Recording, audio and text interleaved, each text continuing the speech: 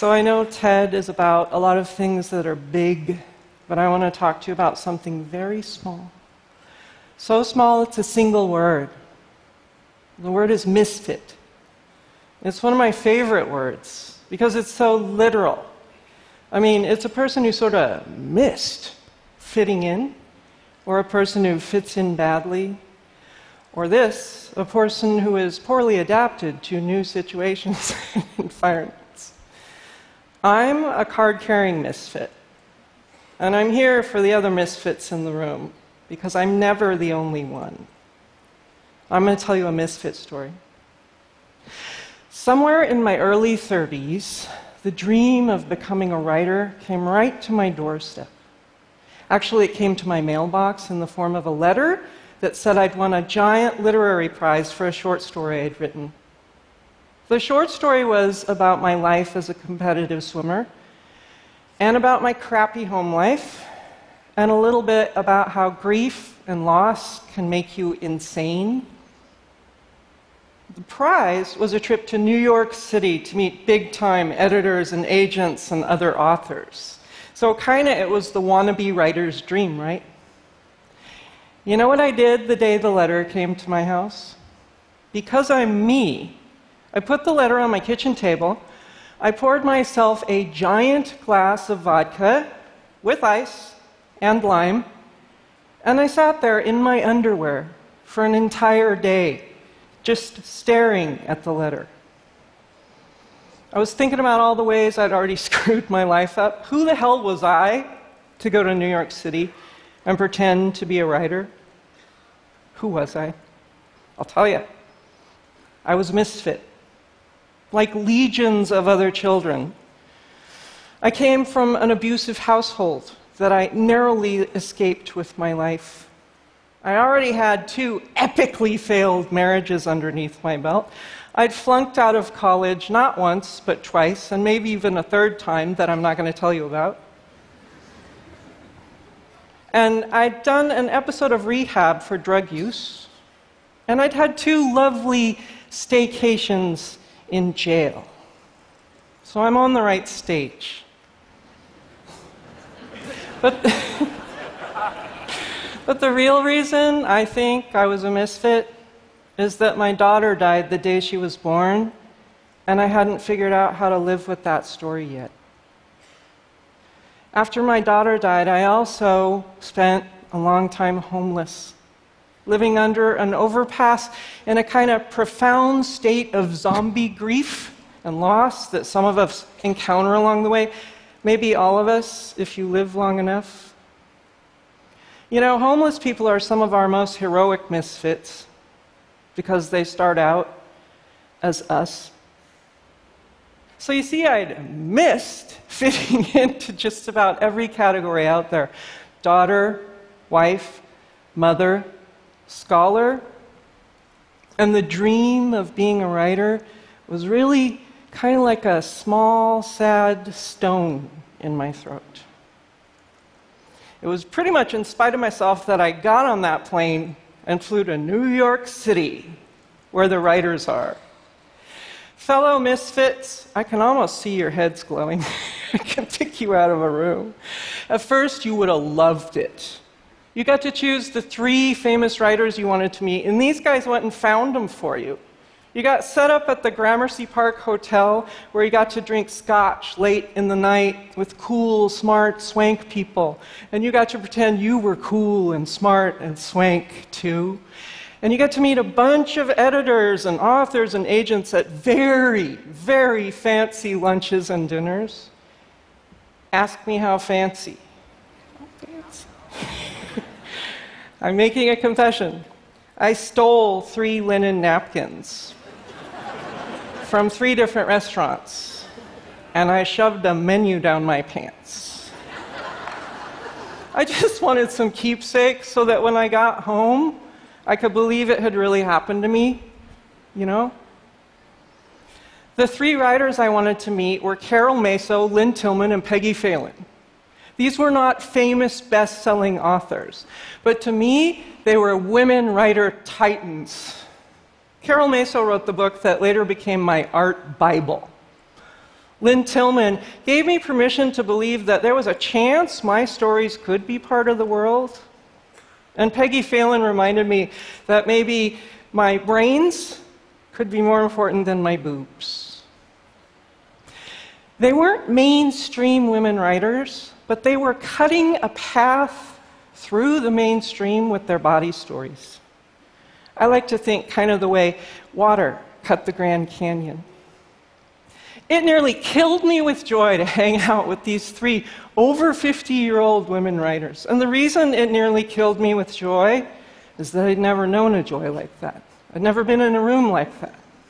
My mother never went to college, and my creative career to that point was a sort of small, sad, stillborn thing.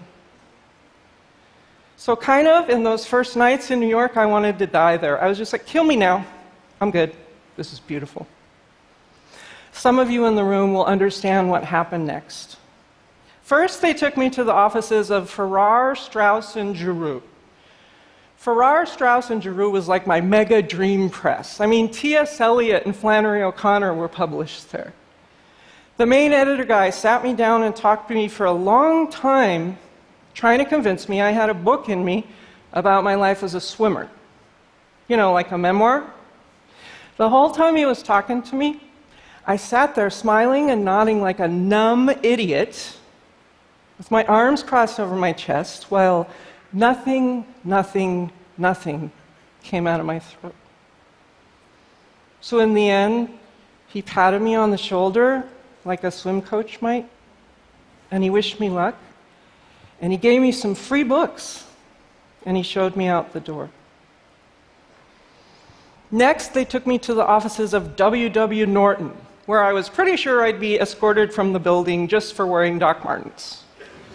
But that didn't happen. Being at the Norton offices felt like reaching up into the night sky and touching the moon while the stars stitched your name across the cosmos. I mean, that's how big a deal it was to me. You get it? Their lead editor, Carol Hook Smith, leaned over right in my face with these beady, bright, fierce eyes and said, "Well, send me something then, immediately." See, now most people, especially TED people, would run to the mailbox, right? It took me over a decade to even imagine putting something in an envelope and licking a stamp. On the last night, I gave a big reading at the National Poetry Club.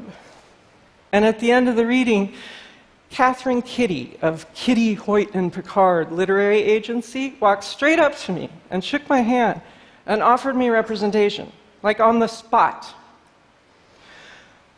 I stood there and I kind of went deaf.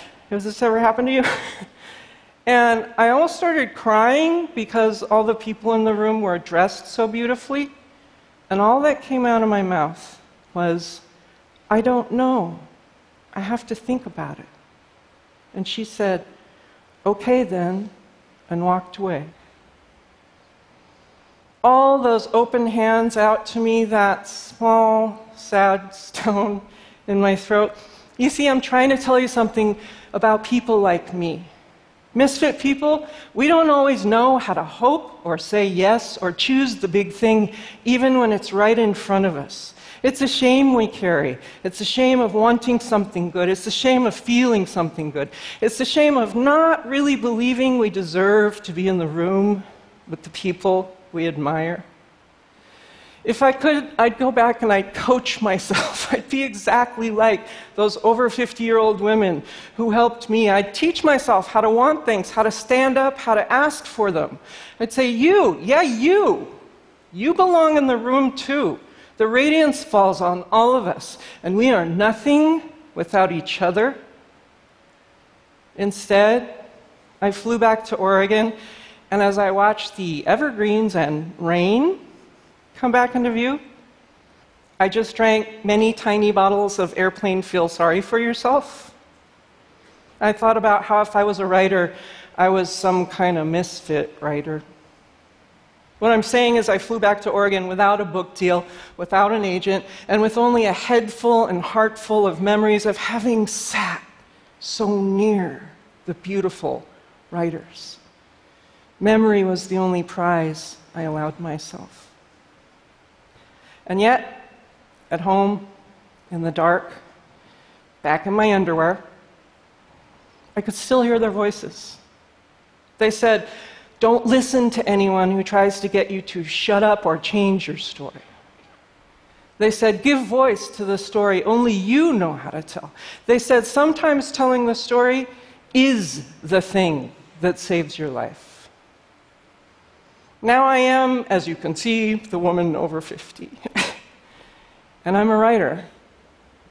And I'm a mother. And I became a teacher. Guess who my favorite students are?